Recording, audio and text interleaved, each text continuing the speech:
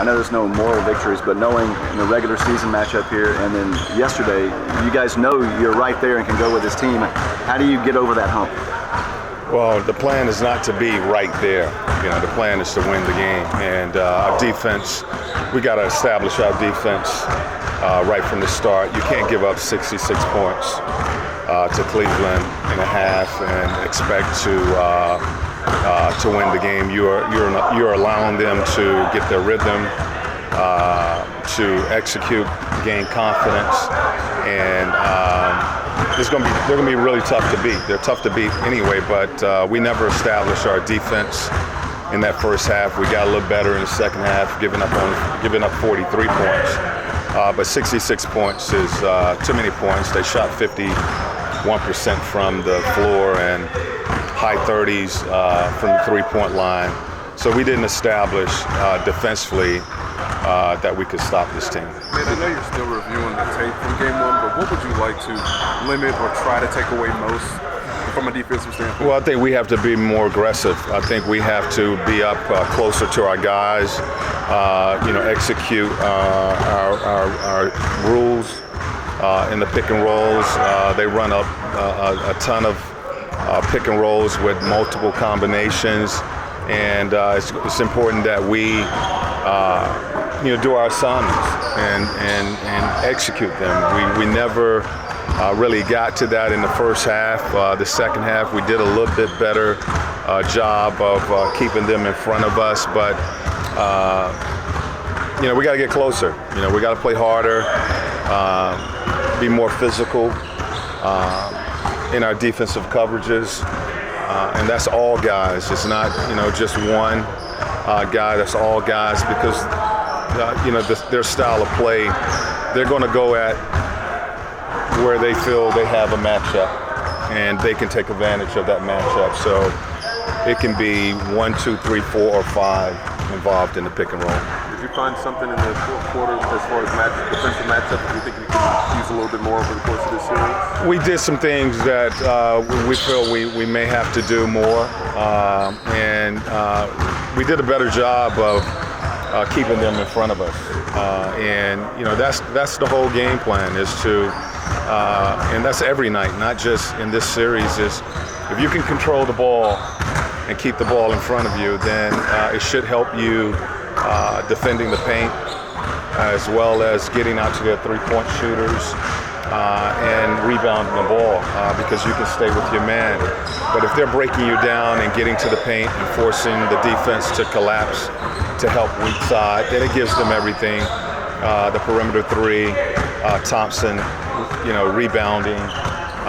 They're not going to miss 13 free throws. We were fouling. So we got to do a better job of controlling the ball. Nate, it seems like you're in a weird spot, but since getting Lance here, the rotation you're doing, the lineup, it's working. You almost won a game here yesterday, and yet people want to know: are you going to make a change? Lance is going to start. It's a weird spot to be in. How do you handle this? Well, we got to do what's best for our team, and we all season long, we worked on a starting lineup and a unit coming off the bench, and you definitely got to have that balance. Right now that the rotation we have hasn't hurt us. I think it's been pretty good for us. We're bringing, with Lance coming in, we're bringing energy off the bench. But you always look at if you have to make adjustments, making those adjustments to strengthen your team. I'm guessing you're not going to make the announcements here, but what the heck? Any changes to your lineup tomorrow? I have to go through practice and see who's healthy and who's ready to go. But right now we're looking at our same unit. Is there any chance for Glenn and Al to practice today? I will get that from our trainers here in a second. How much those guys can do, and if we need to put them through some line work. But it's still an uncertainty at this point. Is that what Right. I mean, could a guy like Glenn, if he's able to practice and go full board, does it make sense to insert him into a rotation in the middle of this? Yeah, no question, because he's a big guard, and we need big guards, because they take advantage of small guards. So if Glenn can go we certainly want to, as well as Al, we certainly want those guys to get in uniform. I know it's early, but when weighing a lineup change, you have to consider Lance's impact on guys like Kevin Seraphin and C.J. Miles and the shots he's been able to give them with the second unit. Yeah. I mean, it's not a lineup change that's needed right now.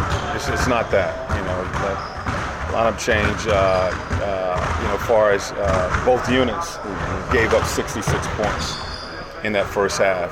So lineup change. I know people are excited about wanting to see Lance play and maybe play a little bit more, but we're gonna focus on what's best for the team and making sure that we try to keep a balance. I think the biggest key is making sure that we can match up and attack these guys offensively and guard them defensively with the units that we put out on the field. I know runs are part of the game. They have them here especially. Is that a gut feeling when it's time to play through it or call a timeout? How do you know when enough is enough? Yeah, you have to feel the momentum, as far as what that team is doing and where your team is at, and you make that decision to call a timeout, or sometimes you let them play through it.